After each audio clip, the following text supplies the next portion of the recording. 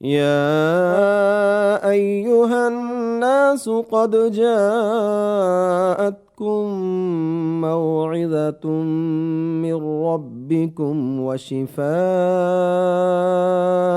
لما في الصدور وهدى. بسم اللہ، الحمد للہ، والصلاة والسلام علی رسول اللہ وعلی آلہ وصحبہ اجمعین۔ اعوذ باللہ من الشیطان الرجیم، بسم اللہ الرحمن الرحیم۔ تبارک الذی بیدہ الملک وہو علی کل شیء قدیر۔ پارہ نمبر 29 قرآن حکیم کا سیکنڈ لاسٹ پارہ ہے۔ اس میں کل 11 صورتیں ہیں۔ سورہ الانسان کے علاوہ سب صورتیں مکی ہیں، اور جو مکی صورتوں کی خصوصیات ہیں وہ ان صورتوں میں بھی موجود ہیں، یعنی قرآن حکیم کی حقانیت، اللہ رب العزت کی ربوبیت، خالقیت کا اظہار، نبی اکرم صلی اللہ علیہ وسلم کی نبوت و رسالت کی صداقت، اور قیامت کے دن کے حالات و کیفیات کا تذکرہ، اور عقلی، نقلی، تاریخی انداز میں قریش مکہ کو توحید کی دعوت دیتے ہوئے دلائل دیے گئے تاکہ وہ اپنے حالات کا تجزیہ کرتے ہوئے اور اپنے گریبانوں میں جھانکتے ہوئے ذرا دیکھیں کہ حقیقت کیا ہے۔ تو اب آئیے ذرا قدر تفصیل سے ان صورتوں کی ہم تفسیر پیش کرتے ہیں، بلکہ ان صورتوں کے جو چند مضامین ہیں وہ بیان ہو سکیں گے۔ سورہ الملک بھی 30 آیات اور 2 رکوع ہیں۔ اس کی ابتدا میں اللہ رب العزت نے فرمایا کہ بابرکت ہے وہ ذات جس کے ہاتھ میں بادشاہت ہے، سلطنت ہے، وہ ہر چیز پہ قادر ہے۔ پھر موت و حیات کی تخلیق کا مقصد بیان کیا کہ یہ موت و حیات کا جو سلسلہ ہے اس لیے ہے تاکہ اللہ آزمائے کہ کون ہے جو اچھا عمل کرتا ہے۔ تو اس کے بعد والی آیات میں اللہ رب العزت نے آسمانوں، زمین کی، بالخصوص آسمانوں کی تخلیق کو بطور دلیل ربوبیت پیش کیا ہے کہ دیکھو یہ کائنات کا جو سسٹم ہے، ستاروں کا جو سسٹم ہے، آسمان کا جو سسٹم ہے، اس میں کسی قسم کا نقص خلل نہیں ہے۔ تو اس سے معلوم ہوتا ہے کہ اسے بنانے والا کوئی اللہ ہے اور وہی عبادت کے لائق ہے۔ تو اللہ رب العزت نے بطور نعمت یہاں ستاروں کا بیان کیا ہے کہ اس نے ان ستاروں کے ذریعے آسمان کو مزین کیا ہے، اور ان ستاروں کے ذریعے شیطانوں کو رجم کیا جاتا ہے جو آسمان سے خبریں اچکنے کی کوشش کرتے ہیں۔ اسی طرح بعض دوسری آیات میں ستاروں کا ایک یہ فائدہ بیان کیا گیا ہے کہ بحر و بر میں لوگ ان ستاروں سے راستوں کا تعین کرتے ہیں۔ آج بھی جو بڑے بڑے بحری جہاز ہیں ان میں یہ سسٹم ہوتا ہے کہ وہ ستاروں کو دیکھ کر اپنی راستوں کی سمت کو متعین کرتے ہیں۔ تو یہ اللہ رب العزت کی بہت بڑی نعمت ہے۔ اور رات کو جب انسان آسمان کی طرف دیکھتا ہے تو جگمگاتے ہوئے تارے انسان کو خوش کرتے ہیں اور ایک عجیب منظر پیش کرتے ہیں۔ تو انسان اس پہ ذرا غور و فکر کرے کہ اس چیز کو پیدا کرنے والا کون ہے، تو یہ اللہ ہی کی ذات ہے۔ اس کے بعد جہنم والوں کی کیفیت کا تذکرہ ہے، اور جو اللہ رب العزت سے ڈر جاتے ہیں اللہ نے ان سے مغفرت کا وعدہ کیا ہے، اور زمین کو اللہ رب العزت نے ایک بچھونے کے طور پہ بنایا ہوا ہے، یہ بھی اللہ رب العزت کی بہت بڑی نعمت ہے۔ اور پھر اللہ نے قریش مکہ کو اور دیگر منکرین حق کو یہ سوالی انداز میں پوچھا ہے، کیا تم اس حقیقت سے بے خوف و خطر ہو گئے ہو کہ اللہ تعالیٰ تم پر آسمانوں سے عذاب نازل کرے اور یا تمہیں زمین میں دھنسا دے، تو اللہ رب العزت اس بات پر قادر ہے۔ اور تاریخ میں ایسے واقعات ملتے ہیں، بالخصوص قصہ قارون میں، کہ اللہ رب العزت نے بعض اپنی نافرمان قوموں یا افراد کو زمین میں دھنسا دیا تھا۔ یہاں اللہ رب العزت نے 3 سوالات لوگوں سے کیے ہیں تاکہ وہ اپنی عقلوں کو استعمال کرتے ہوئے حقیقت کی معرفت حاصل کریں۔ پہلا سوال کہ تمہیں رزق کون دیتا ہے؟ اگر اللہ آسمان سے رزق بند کر لے، بارش نہ ہو، زمین میں قحط پڑ جائے، تو اس کا علاج کہاں سے ہوتا ہے؟ اور اسی طرح وہ شخص جو منہ کے بل الٹا ہو کر چلتا ہے، تو کیا وہ شخص اور سیدھا چلنے والا شخص برابر ہو سکتے ہیں؟ اسی طرح اللہ رب العزت کی حقیقت معرفت کا انکار کرنے والا، اللہ کو نہ پہچاننے والا اور اللہ کی پہچان رکھنے والا برابر نہیں ہو سکتے۔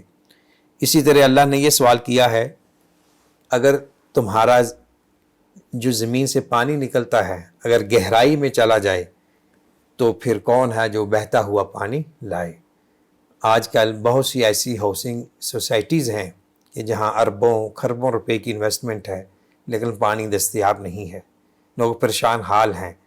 تو اس قسم کے حالات میں بھی انسان اللہ کو پہچان سکتا ہے کہ زمین کہیں 50-40 فٹ پہ پانی آ رہا ہے اور کہیں 500-600 فٹ تک پانی دستیاب نہیں ہے، تو یہ اللہ کی قدرت کے کارنامے ہیں۔ اگر اللہ زمین کے نیچے پانی کو خشک کر دے تو وہ کون شخص ہے جو تمہیں بہتا ہوا ابلتا ہوا چشموں کی صورت میں پانی دے سکے؟ سورہ القلم کے آغاز میں اللہ رب العزت نے نبی اکرم صلی اللہ علیہ وسلم کے حق میں چند حقائق کا ذکر کیا ہے اور قسم اٹھا کر کہا ہے، قسم ہے قلم کی اور اس کی جو وہ لکھتے ہیں، آپ اپنے رب کے فضل و کرم سے مجنوں نہیں ہیں، آپ کے لیے بہت بڑا اجر ہے جو غیر منقطع ہے اور آپ بلا شبہ ایک بہت بڑے خلق پر فائز ہیں۔ خلق یعنی اخلاق عالیہ، اور بعض مفسرین نے خلق کی تفسیر دین سے بھی کی ہے، تو بہرکیف دونوں معنی درست ہو سکتے ہیں۔ تو یہ اللہ رب العزت کی طرف سے گواہی ہے کہ آپ اخلاق عالیہ پر فائز ہیں، اور آپ کے صاحب اخلاق ہونے کی گواہی آپ کے دشمنوں نے بھی دی اور آپ کی ازواج مطہرات نے بھی دی۔ تو کسی بھی انسان کی گواہی اس کے اہل خانہ کی، بالخصوص اس کی زوجہ کی، علماء اخلاقیات و نفسیات کے ہاں ایک بڑا وزن رکھتی ہے۔ تو آسمان سے بھی زمین سے بھی گواہییں اس بات پر متفق ہیں کہ اللہ کے رسول صلی اللہ علیہ وسلم اعلیٰ اخلاق کے مالک تھے، اسی لیے آپ کی سیرت کو تمام لوگوں کے لیے نمونہ قرار دیا گیا۔ اس کے بعد ایک باغ کی تباہی کا قصہ ہے، اس کا خلاصہ یہ ہے کہ ایک شخص تھا، جب وہ اپنے باغ کا پھل توڑتا تو اس میں سے غریبوں کا حق ضرور دیتا تھا، اللہ کی راہ میں خرچ کرتا تھا۔ فوت ہو گیا تو اس کے بعد جو اس کی ناخلف اولاد تھی، اور انہوں نے یہ سوچا کہ ہم غریبوں کو کیوں دیں، ہمارا مال کم ہو جائے گا، نیت میں فطور آ گیا، اور کہا کہ ہمارے والد تو ایسے ہی تھے جو ایسے ہی لوگوں کو دے دیتے تھے، ہم کسی کو نہیں دیں گے۔ پلان کیا کہ راتوں رات ہم باغ میں جائیں گے، پھل توڑیں گے، واپس آ جائیں گے تاکہ کسی کو کانوں کان خبر نہ ہو، لیکن اللہ نے ان کی بری نیت کی ان کو سزا دی، باغ کو خاکستر کر دیا، باغ تباہ و برباد ہو گیا۔ پھر ان کو اپنی غلطی کا احساس ہوا۔ تو اس سے معلوم ہوا کہ اللہ کی راہ میں دینے سے مال میں اضافہ ہوتا ہے، برکت ہوتی ہے، نہ دینے سے مال سلب ہو جاتا ہے۔ اور یہاں آیت نمبر 42 اور 43 میں یوم یکشف عن ساق ویدعون الی السجود، اس تفسیر میں اہل علم کے 2 اقوال ہیں کہ اللہ رب العزت کی حقیقی پنڈلی ہے، اور یہ آپ صلی اللہ علیہ وسلم کی تفسیر سے ثابت ہے، اور دوسرا یہ ہے کہ اس سے مراد قیامت کی ہولناکی، قیامت کے مصائب اور شدائد ہیں۔ تو بہرکیف اس میں جو ہمارے لیے عبرت کی جگہ ہے وہ یہ ہے کہ اللہ تعالیٰ قیامت کے دن جب اپنی پنڈلی سے پردہ اٹھائیں گے اور جو اہل ایمان ہے وہ سجدہ ریز ہو جائیں گے، اور وہ لوگ جو دنیا میں سجدہ نہیں کرتے تھے یا صرف دکھلاوے کے لیے، ریاکاری کے لیے کرتے تھے، تو ان کی ریڑھ کی ہڈی کے جوڑ ایک طبق کی شکل بن جائیں گے اور ان کو سجدہ کرنے کی طاقت نہیں رہے گی۔ فلا وقد كانوا يدعون الى السجود وهم سالمون، تو دنیا میں ان کو سجدے کی دعوت دی جاتی تھی، نہیں کرتے تھے۔ تو ان دو آیات کی روشنی میں ان مسلمانوں کو اپنے اسلام اور اپنے دین کا جائزہ لینا چاہیے جو بے نماز ہیں، جو 5 وقت کی نماز ادا نہیں کرتے، قبل اس کے کہ وہ وقت آئے کہ وہ چاہے کہ میں سجدہ کروں لیکن وقت گزر چکا ہوگا۔ آج ہم ان حالات سے بھی عبرت حاصل کر سکتے ہیں کہ مسجدیں ویران ہو رہی ہیں، تو انسان کو اپنی صحت فراغت کو غنیمت سمجھتے ہوئے اپنی زندگی کو اللہ کی عبادت اور اطاعت میں گزارنا چاہیے، اور نماز کی پابندی کرنے کا اللہ سے وعدہ کرنا ضروری ہے، اور یہ قیامت کے دن سب سے پہلے نماز کے بارے سوال ہوگا۔ سورۃ الحاقہ قیامت کا ایک نام ہے کہ واقعہ ہونے والی۔ اس میں اللہ رب العزت نے قوم سمود اور قوم عاد کی تباہی و بربادی کا ذکر کیا ہے، جنہوں نے قیامت کی حقیقت کو جھٹلایا، اور اس کے بعد اللہ رب العزت نے ایک بہت ہی دل نشین انداز میں اہل آخرت، اہل جنت اور اہل جہنم کا ایک تقابل پیش کیا ہے۔ تو یہ مقام بہت ہی عبرت آمیز، ایمان افروز ہے۔ میں آپ سے ریکویسٹ کروں گا کہ آپ اس مقام کی اسٹڈی کریں ترجمے کے ساتھ اچھے انداز میں، آیت نمبر 19 سے لے کر آیت نمبر 33 تک، 33 تک۔ تو جنت میں جانے کے کیا اسباب ہیں اور وہ کن حالات میں ہوں گے، اس کا ذکر ہے۔ اہل جہنم کے لیے کیا سزا ہے، اس کا ذکر ہے۔ اور ایک آیت ما اغنا عنی مالیہ ہلک عنی سلطانیہ، کہ قیامت کے دن اللہ کے نافرمان باغی یہ کہیں گے کہ آج ہمیں ہمارے مال نے فائدہ نہیں دیا، ہم سے بادشاہت سلطنت سلب ہو گئی ہے۔ اس آیت کی تفسیر میں یہ واقعہ بیان کیا جاتا ہے تاریخی طور پر کہ خلیفہ ہارون رشید، جو اپنے وقت کا ایک بہت نیک پارسا بادشاہ تھا، اس کا وقت اجل آیا تو اس نے اپنے خدام سے کہا کہ مجھے میری آخری اماج گاہ دکھائیے، قبر کا مجھے منظر دکھائیں، قبر کا مشاہدہ کروائیں۔ تو وہ جب اپنے مقبرہ کے قریب ہوا تو رو پڑا، آنکھوں سے آنسو کی لڑی چھوٹ پڑی، اور آسمان کی طرف انگلی کر کے اس نے یہ آیت پڑھی۔ یہ وہ بادشاہ جو فی الواقعہ اقتدار، اختیار، بادشاہت، سلطنت کا مالک تھا، بڑی وسیع سلطنت تھی، تو یہ انجام ہر انسان کا ہے۔ اس نے کہا دعا کرتے ہوئے، اے وہ اللہ جس کی بادشاہت، سلطنت، اقتدار قائم دائم ہے، اس شخص پہ رحم فرما جس کی سلطنت، ملک، اقتدار ختم ہو گیا ہے۔ تو یہ اس آیت سے ہمیں یہ بھی پتہ چلتا ہے کہ دنیا کی جو بھی نعمت ہے، اقتدار، منصب، سٹیٹس، جاہ و جلال، شان و شوکت، مال و زر، یہ سارا یہیں رہ جائے گا، اور جو اللہ کو چیزیں پیش کرنی ہے جو ہمیں فائدہ دیں گی وہ باقیات ہیں، صالحات ہیں، اعمال صالحہ ہیں، اچھے عمل ہیں۔ اللہ ہمیں اپنی آخرت کو بہتر سے بہترین کرنے کی توفیق نصیب فرمائے۔ سورۃ المعارج 44 آیات اور 2 رکوع ہیں۔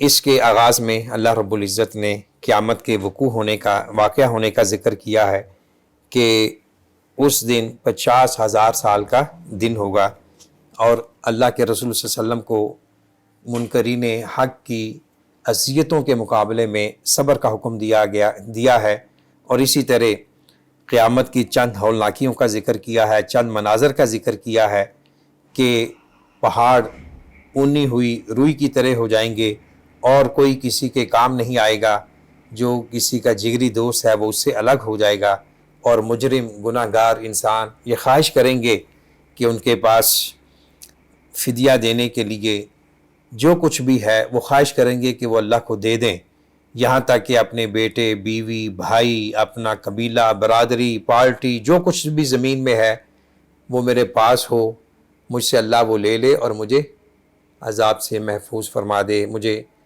میرے حساب و کتاب سے آزاد کر دے، یہ خواہش کرے گا، لیکن اس وقت کی یہ خواہش کسی کام نہیں آئے گی۔ اور جہنم کی ہولناکیوں کا ذکر ہے، اور انسان کی چند فطرتی نفسیاتی صفات کا ذکر ہے کہ وہ جلد باز ہے اور جزا فضا کرنے والا ہے، کوئی برائی پہنچتی ہے تو گھبرا جاتا ہے، خیر پہنچتی ہے تو اترانے لگتا ہے، گھمنڈ میں ہو جاتا ہے۔ اور اہل ایمان کی چند صفات کا ذکر ہے، ان میں سر فہرست نماز پر محافظت کرنے والے، ہمیشگی سے پابندی سے پڑھنے والے، اور اپنے مالوں سے اللہ کی راہ میں خرچ کرنے والے، اور ان کی چند صفات ہیں اپنے وعدوں کی، امانتوں کی حفاظت کرنے والے۔ تو یہ جو اہل ایمان ہیں یہ صحیح معنوں میں جنت کے حقدار ہیں۔ اس کے بعد سورہ نوح ہے، یہ سورہ نوح حضرت نوح علیہ السلام کے نام سے موسوم ہے۔ اس کے آغاز میں نوح علیہ السلام کی دعوت کا ذکر ہے، اور نوح علیہ السلام کی خصوصیات میں سے یہ ہے کہ انہوں نے تقریباً 950 سال لوگوں کو اللہ کی طرف بلایا، اور آپ علیہ السلام کی سیرت تمام دعات کے لیے بڑی اہم ہے، روشن ہے اور ذریعہ رشد و ہدایت ہے۔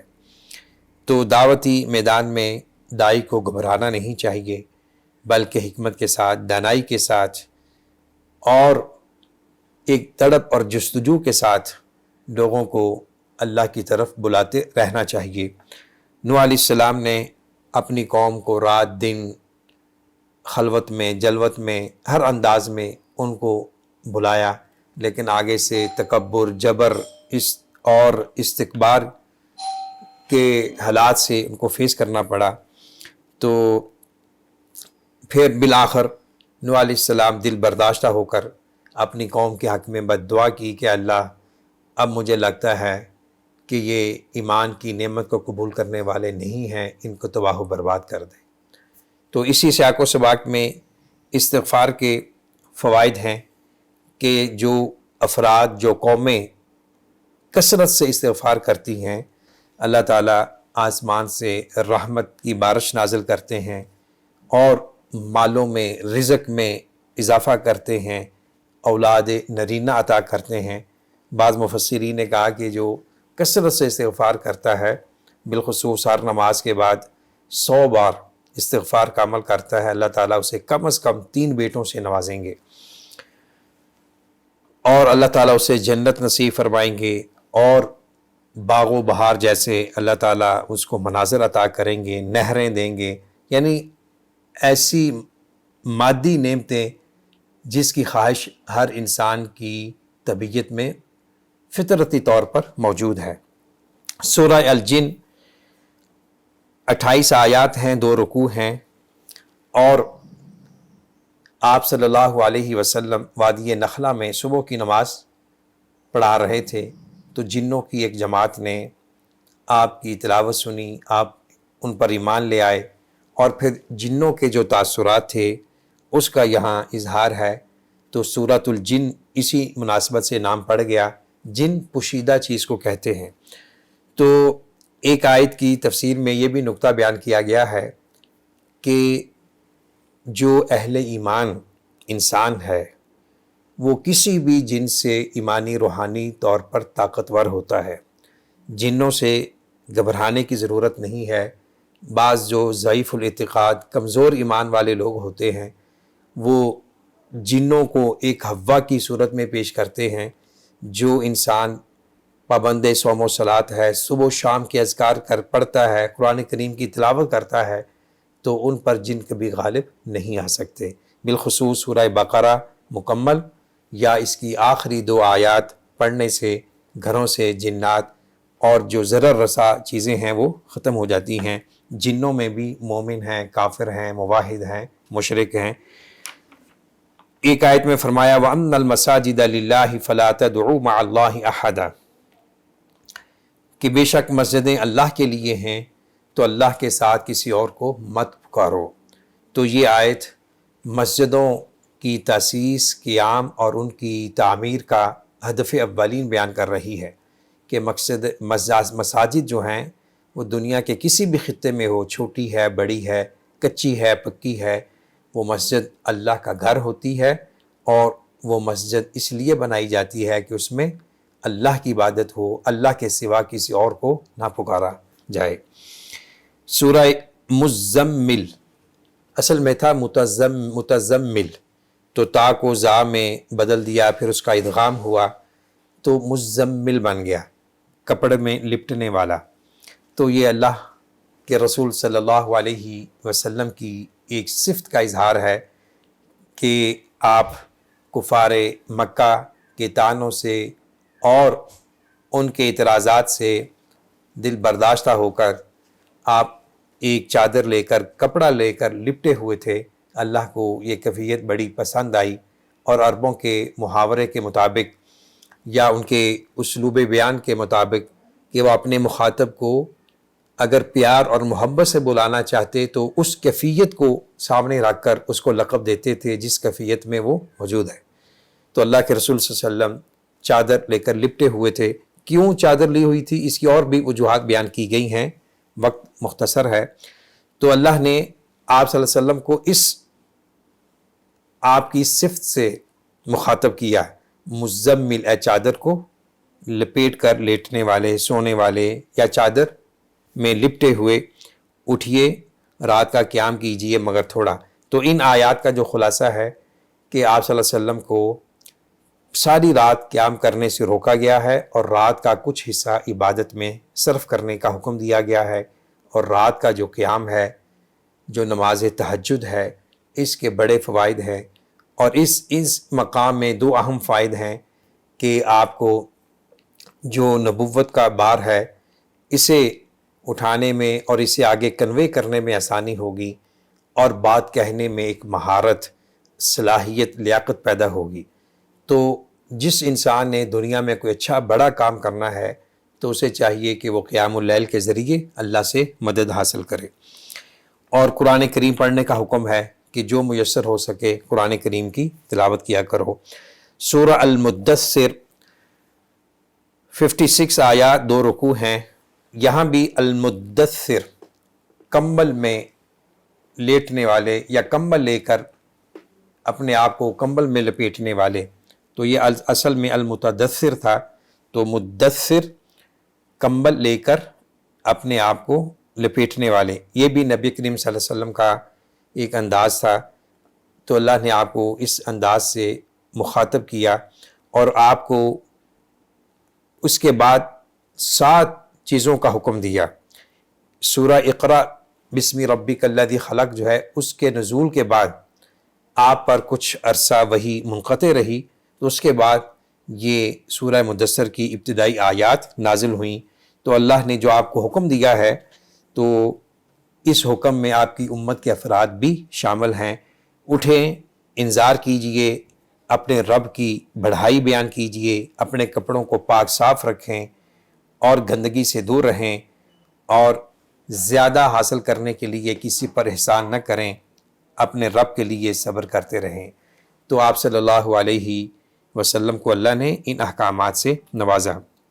اس کے بعد قریش مکہ کے اس واقعہ کی طرف اشارہ ہے کہ لوگوں نے آپ کو کاہن، شاعر، مجنون، جادوگر کہنے کے لیے ایک میٹنگ بلائی کہ آپ کو کس لقب سے نوازا جائے تاکہ لوگ آپ سے متنفر ہوں، دور ہوں۔ تو پھر کہا کہ یہ نہ شاعر ہے، نہ یہ کاہن ہے، نہ یہ مجنون ہے، یہ چیزیں اس میں نہیں ہیں۔ تو پھر اس پہ اتفاق ہوا کہ چلو اس کو جادوگر کہہ کر اس سے جان چھڑائی جائے۔ تو یہ ولید بن مغیرہ جو قریش مکہ کا سردار تھا، دینا بینا جہاں دیدہ انسان تھا، اس کے مشورے پر اس پر اتفاق ہوا، اس کا ذکر ہے۔ اور قیامت کے دن جو 19 فرشتے ہیں ان کا بھی ذکر ہے۔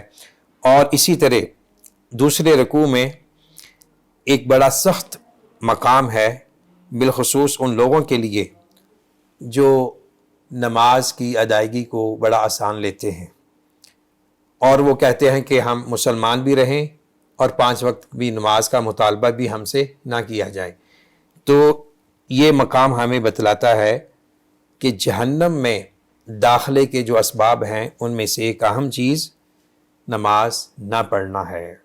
گویا کہ جو شخص جہنم میں جانا چاہتا ہے وہ کچھ نہ کرے، نماز کو چھوڑ دے، تو اہل جہنم کا یہ اعتراف جرم ہوگا کہ ہم جہنم میں اس لیے داخل کیے گئے ہیں کہ ہم نماز نہیں پڑھتے تھے، ہم مسکینوں کو کھانا نہیں کھلاتے تھے اور گپ شپ لگانے والوں کے ساتھ رکھتے تھے، قیامت کو جھٹلاتے تھے۔ اللہ ہمیں ایسی بری صفات سے محفوظ رکھے۔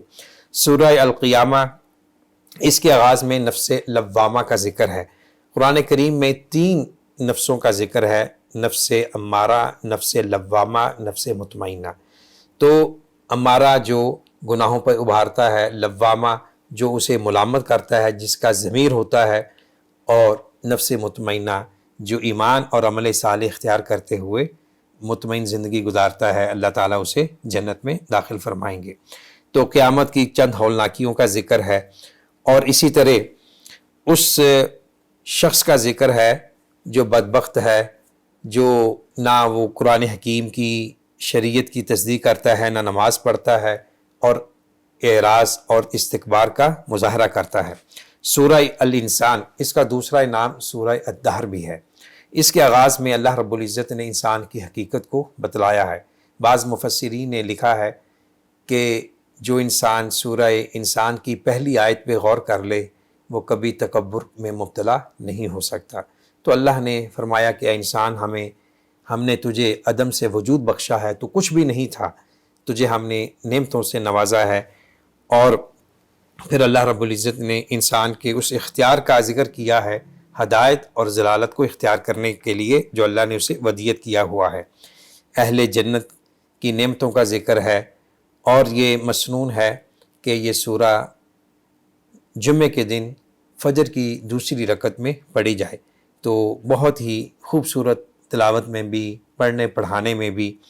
اور اللہ رب العزت نے قرآن کریم کی حقانیت کا ذکر کیا ہے اور فرمایا کہ آپ اپنے رب کی حکم پر صبر کرتے رہیں، اور یہ جو کافر گناہ گار لوگ ہیں جو آپ پر طرح طرح کے اعتراضات کر رہے ہیں، ان کی باتوں میں آپ نہ آئیں، ان کی باتوں کو جھٹک دیں، اور صبح و شام اللہ کا ذکر کرتے رہیں، اور رات کو سجدہ کریں، اور لمبی تسبیح بیان کریں۔ تسبیح کے بڑے فوائد ہیں، وہ صبح و شام ہمیں کرنے چاہیے۔ اس پارے کی آخری صورت والمرسلات، اس کے جو 3-4 آیتیں ہیں، اس میں اللہ نے قسم اٹھائی ہے ہواؤں کی، فرشتوں کی، کشتیوں کی، اور بعض نے کہا کہ اس سے مراد انبیاء علیہم السلام ہیں۔ برکیف اللہ نے قسم اٹھا کے فرمایا کہ جس چیز کا تم سے وعدہ کیا جا رہا ہے وہ واقعہ ہوگی، یعنی قیامت۔ اور پھر چند دلائل کا ذکر کیا ہے جن کا تعلق جمادات، نباتات سے ہے، اور پھر اللہ نے ایک آیت کو 10 بار بیان کیا، وَيْلٌ يَوْمَئِذٍ لِّلْمُكَذِّبِينَ، یعنی جو قیامت کو جھٹلائے گا بالخصوص، اور جو دوسرے حقائق کی تکذیب کرے گا، اللہ فرماتے ہیں ان جھٹلانے والوں کے لیے بربادی ہے، تباہی ہے، ویل۔